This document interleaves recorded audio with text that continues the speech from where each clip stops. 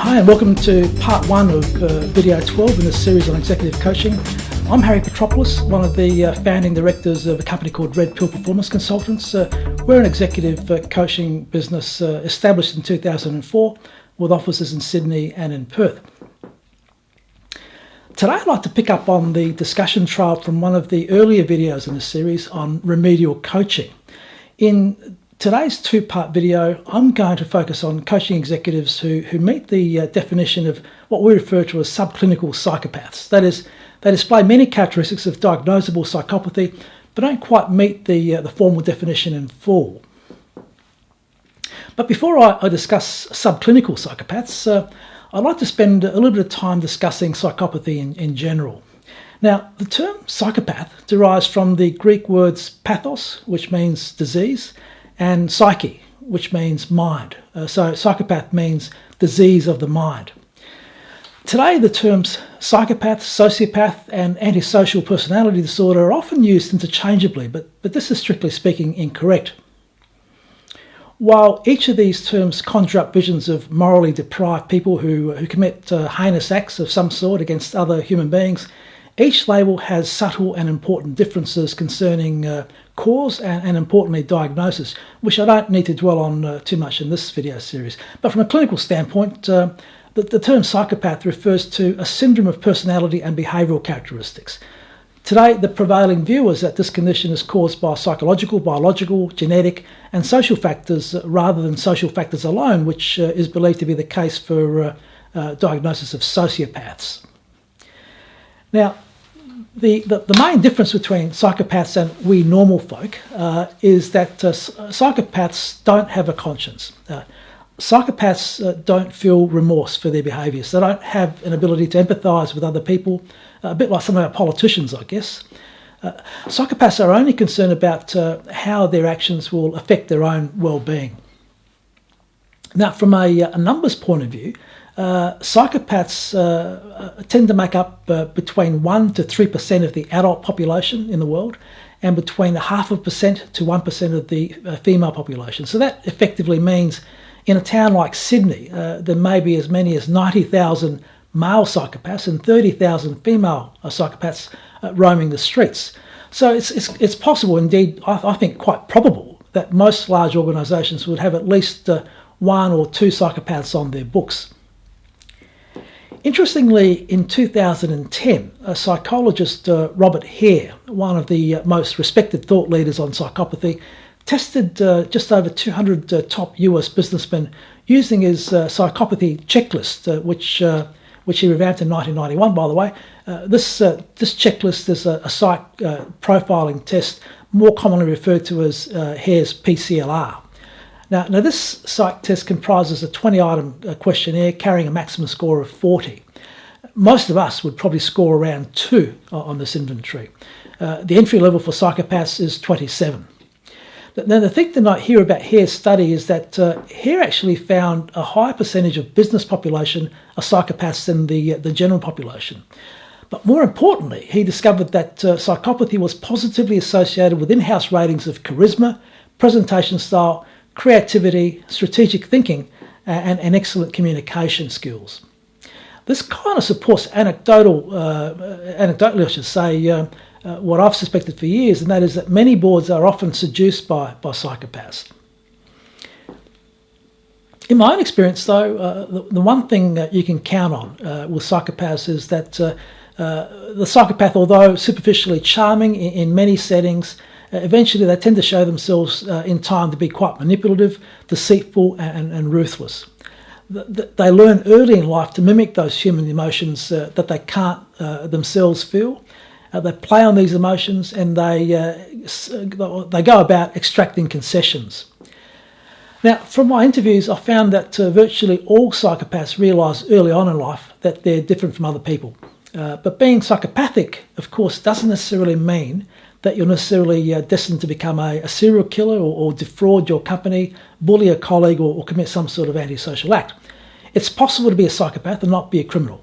From a clinical standpoint, a psychopath is someone with a distinct cluster of personality traits, including traits such as charm, charisma, fearlessness, ruthlessness, narcissism, persuasiveness, and of course a lack of conscience.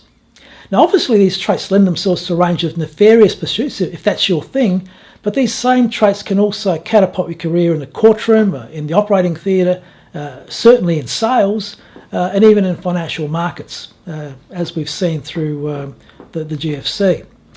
It just depends on what else you've got going on in your personality and the start you actually had in life. In his book, The Wisdom of Psychopaths, which is a great read, psychologist Kevin Dutton distinguishes between antisocial, or the antisocial wing of the psychopathy disorder, comprising elements of impulsivity and irresponsibility, and what he refers to as functional psychopaths, who use their detached, unflinching and charismatic personalities to succeed in mainstream society. So in a way, psychopathy may have some utility in society.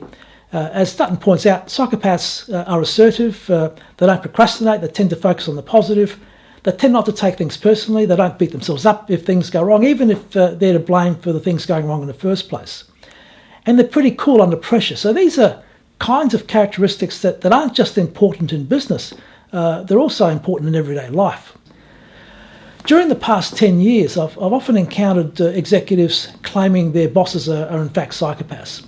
Now, while some undoubtedly are, particularly given there's 120,000 of the buggers roaming the wider streets of metropolitan Sydney, the majority of people who say they work with a psychopath actually do not. There's a whole range of other reasons why people don't get on.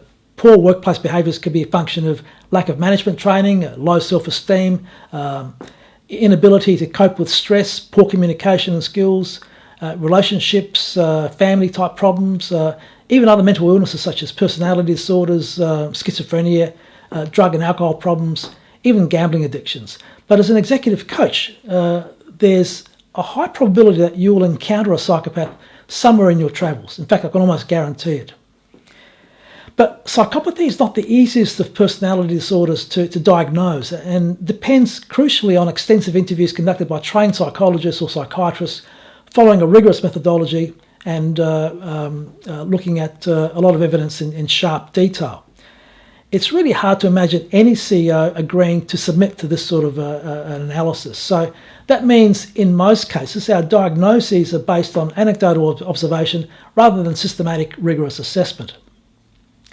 Now, I've been doing this sort of thing a long time now, but I still don't always pick up signs of psychopathy early enough into a coaching program. Like many mental illnesses, psychopathy isn't a black and white condition. Psychopathy is a syndrome. It's a cluster of related symptoms. According to Kevin Dutton, there's a scale of madness along which we all sit. There's a spectrum of psychopathy along which each of us has our place, but a small minority of A-listers, as Dutton refers to them as, are at the sharper end. People who are not psychopaths may still display some psychopathic symptoms. For instance, many people are impulsive or can be glib, cold or unfeeling, or even antisocial, but this doesn't necessarily mean that they're psychopaths. It's also important to remember that no category of personality disorder is entirely self-contained. It's more like coffee blends. The person, for instance, with psychopathy that overlaps with narcissism will differ from a person whose psychopathy overlaps with paranoid traits or borderline personality disorder traits. But as a coach, what should you do if you suspect your coachee may be a psychopath? Well, if your discovery is made early enough, my advice is trust your gut feeling and don't take on the assignment. But you do need to exercise extreme caution regarding how you extricate yourself from this particular situation. For a start, your gut feel may in fact be incorrect. I've been in a situation recently where a leader was thought to be a psychopath by his board due to the high turnover of direct reports, low morale within this particular person's department, and the daring displayed by this CEO in high-stakes decision-making situations. But on closer examination, it became apparent to me that the high staff turnover and many of the leaders' behaviours were a function of the company pursuing a flawed strategy against an impossible timeline, which was compounded by a range of really mixed signals emanating from the board itself. So the last thing you want to do is cast aspersions on an executive's character where these are quite unfounded. As coaches, we need to recognise that psychopathy in the workplace is part of the broader issue of mental health in the workplace, and managing mental health issues is something organisations need to be especially careful about, particularly from a legal and ethical standpoint. And remember, workplace psychopaths are still employees with rights. It may be considered discriminatory in some situations to sack an employee solely on the grounds of having a personality disorder, such as psychopathy, for instance. But what if you're well into a coaching program and you encounter increasing signs of aberrant behaviour, which you attribute to an underlying personality issue, possibly psychopathy? Well, first of all, if the brief from the coaching program sponsor was pitched as executive coaching and not remedial, you should go back to the sponsor to clarify goals and objectives, and in the process discreetly explore if there were perhaps any concerns that you may not have picked up along the way. If the program was actually pitched to you as remedial, if you recall in video 9 in this series, I said that one of the features that distinguishes the remedial coaching approach from that of normal executive coaching is the step that involves conducting independent interviews of selected peers, subordinates, customers and other stakeholders in order to identify contributing factors to any performance decrement, as well as to gauge the underlying organisational support for the coachee. Now, if you're witnessing increasing signs of aberrant behaviour, you may want to interview another cross-section of people and perhaps talk with some of the people you've already interviewed a second time in order to gather more evidence that may either support your concerns or allay your fears of a personality disorder being present. But in those situations where you're absolutely confident a personality disorder may apply, your options are either to terminate the program or seek a new mandate from the sponsoring organisation, particularly if the original coaching assignment was pitched to you as executive coaching as opposed to remedial coaching. Either way, you need to exercise extreme discretion. I can't emphasise this enough. Now, if you stay with the coaching assignment, as a coach, you shouldn't kid yourself into expecting to see progress with personality disordered executives in general, and that goes for the psychopathic in particular, due to the high functional impairment and the low readiness to change typically associated with this particular syndrome. Unlike traditional executive coaching relationships, where trust is built between the coach and the coachee, you shouldn't allow yourself to be lulled into a false sense of trust when coaching in these situations. It's actually frightening but true that the personality disordered will intuitively know where you are at your most vulnerable, and they'll exploit this every time. Think about your own particular vulnerabilities and watch your counter-transference, particularly if you've had any personal history of abuse yourself.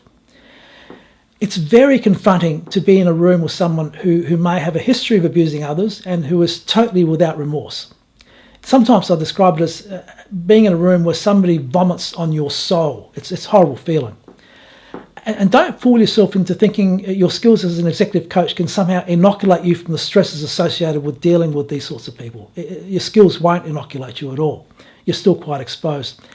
Now, if you stay with the assignment, your coaching focus will need to shift to controlling the coachee's behaviours to minimise risk to his or her organisation and also to their co-workers.